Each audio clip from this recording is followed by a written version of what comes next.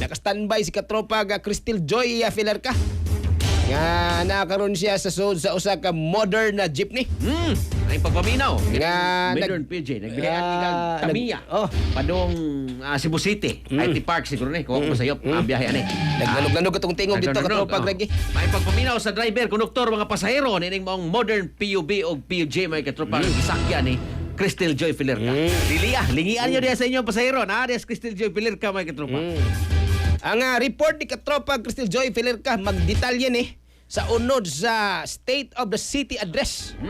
Ang unang higayon gyud ni katropa Greg nga soka ni Mayor Cindy Chan na gipahigayon karong adlaw gyud. Katropa Crystal Joy Filerca. XFM Report. Gipahigayon kaganihang alas 2 sa hapon ang unang State of the City Address kung soka ni Lapu-Lapu City Mayor Cindy Chan. Gihisgutan niya ang mga nahimong kalampusan ug kalambuan ubos sa iyang administrasyon sulod sa usa ka tuig. Dilanat og dulan 2 ka oras ang soka ni Chan tungod kay ubay-ubay ang mga kalambuan iyang gipresentar ngadto sa mga uponganon. Gihisgutan niya ang healthcare, edukasyon ug sports, social services, turismo, business, disaster risk reduction and response, infrastructure, environmental management, peace, order and public safety, good governance and public service, ug legislation and barangay governance. Apan sa tanan niyang nahisgutan, matod ni Chan nga ang pinakamapanghambog niya nga kalambuan mao ang edukasyon ug hospital sa Dakbayan.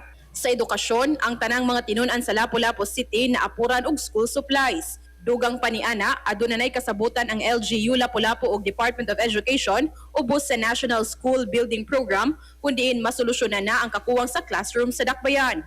12 ka school buildings ang tukuron unya sa syudad nga makahatag og 126 ka mga bag-ong classrooms. Gani ang Marigondon National High School tukuran na usab og 12-story building sa tuig 2027 ug ang DepEd maoy magpondo niini. Samtang sa mga kalambuan sa hospital, mapasigarbuhon si Chan nga makapahigayo na og operasyon sa mga special cases ug tungod niini maminusa na ang ma-refer ngadto sa Vicente Soto Memorial Medical Center.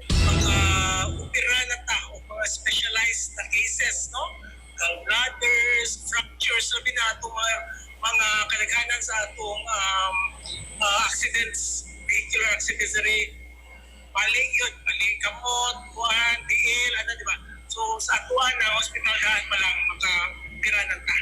Para sa atong mga katropa nga gustong paligunon ang immune system, malikayan ang ubo, hilan at labad sa ulo ug di makahilab sa tiyan, ang Sunflow Vitamin C, the alkaline vitamin C maoy haom alang kanato mga katropa.